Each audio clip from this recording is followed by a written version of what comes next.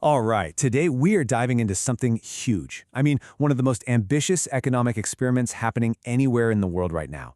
It's this massive overhaul of China's state-owned companies. We're talking about a story of turning party officials into sharp, market-savvy managers. And it's happening on a scale that's, well, it's just mind-boggling. And right at the heart of this whole thing is a puzzle, a really big one. It's a fundamental contradiction that honestly seems almost impossible to solve. So here's the puzzle, right? How do you make these giant state-owned companies more competitive, more agile, more, capitalist, while at the very same time, you're strengthening the Communist Party's control over them? It's like you're trying to floor the accelerator and slam on the brakes at the exact same time. It sounds crazy, but that's precisely what China's trying to pull off. Okay, so this whole experiment has a name, the Double 100 Action. And it's built on this really fascinating idea. They're pushing for 5 breakthroughs in market reforms, but that's paired with 1 strengthening of party leadership. So how on earth are they trying to square that circle? Now, to really get what's so revolutionary about this new program, we have to rewind a bit. We've got to understand the old system that is designed to replace a system that's been the standard for decades. You see, for the longest time, running a massive state-owned company in China, well, it wasn't all that different from being a top government official. The executives were all part of what's called the party Cadres system. This means they had bureaucratic ranks, and their entire career was managed by the party, just like a mayor or a provincial governor would be. And this created what a lot of experts call the revolving door. Think about it. An executive might be leading a huge state-owned bank one day, then, poof, they get transferred to a senior post in a city government. A few years later, they're moved back to run a totally different state-owned energy company. Their whole career was this constant shuffle between corporate and political jobs.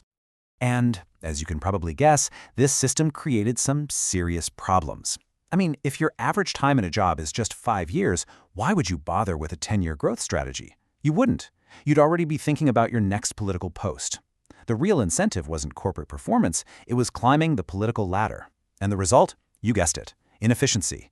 You had these huge, massive companies that were just incredibly slow to adapt to anything. So that brings us to 2018. The government launches the Double 100 Action to completely rewire this old system for literally hundreds of these state-owned firms. And the new playbook? It just rips up the old rules. Everything is now based on 4 key market principles. First, recruitment. Forget just internal promotions. Let's open it up to a global talent pool. Second, management. It's all based on contracts now with crystal clear targets. Third, pay. It's tied directly to your results. And here's the biggest shock to the system. If you don't perform, you're out. This is a massive, radical departure from that old iron rice bowl guarantee of a job for life. And look, this isn't some small niche experiment we're talking about. The pilot program targeted the entire economy. You've got heavy manufacturing, commercial services, and even high-tech professional services in the mix. This was absolutely designed to be a broad-based push for change across the board. And it's not just the corporate giants being targeted either. Sure, some of these pilot companies have over 5,000 employees, but look at this. Nearly half of them have fewer than 500. This tells you that the reform is being tested at every single scale, from the massive conglomerates all the way down to smaller, more nimble firms. Okay, so that's the theory. But what does this actually look like in practice, on the ground? Let's go inside one of these pilot companies and see this whole reform in action. So let's meet Enterprise C. It's a globally competitive ship leasing company. It was picked as one of the very first pilots way back in 2018, and man, they moved fast. They pretty much immediately started to implement this new market-based manager system. And the results? Well, they kind of speak for themselves, don't they? By 2022, Enterprise C was pulling in over 3 billion Hong Kong dollars in annual revenue. I mean, come on. Clearly, the company wasn't just surviving under this new, much more demanding structure. It was absolutely thriving. Now, you might be thinking that executives would hate this, right? A system with tougher performance reviews and way less job security. But what researchers found was the exact opposite.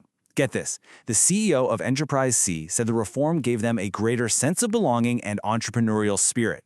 And that wasn't just him. That feeling was shared right across the company's leadership. So, why? Why did they love it? It's actually pretty simple. The executives themselves were totally frustrated with the old system. They wanted to break free from that 5-year revolving door so they could actually think long-term and execute real strategies. They needed more flexibility to make quick decisions and, frankly, to compete in the super fast-paced global shipping market. This reform was basically giving them the tools they needed to win. Which, of course, brings us right back to our original puzzle. If these managers have more freedom and are driven by market incentives, where does that leave the Communist Party's control? How are they strengthening it while letting go of the reins? Okay, this is where it gets really fascinating. The shift in control is a masterclass in subtlety. The old way was direct. It was administrative. The party just appointed people, full stop. The new control is way more sophisticated. It's embedded right within modern corporate governance.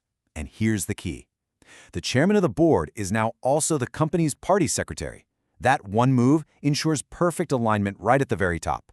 So this creates what you could call a bifurcated or a two-track leadership.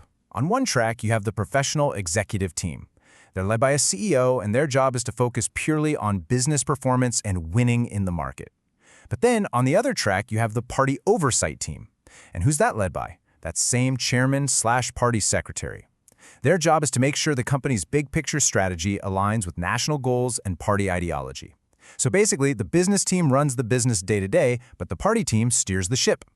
So there it is. That's the solution to the puzzle. The party's control hasn't disappeared, not at all. It's just professionalized. It's evolved from this kind of clunky, bureaucratic system of political appointments to a super sophisticated system of strategic oversight. And it's all exercised through skilled technocrats and market-savvy managers who also just happen to be the ultimate guardians of the party's interests. Pretty clever, right? And that leaves us with $1 million or maybe $1 trillion question for the future.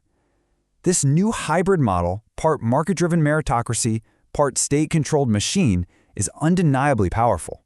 But can it really, truly outcompete and out-innovate purely private companies in the long run? That's the big question that this great corporate experiment is ultimately going to answer.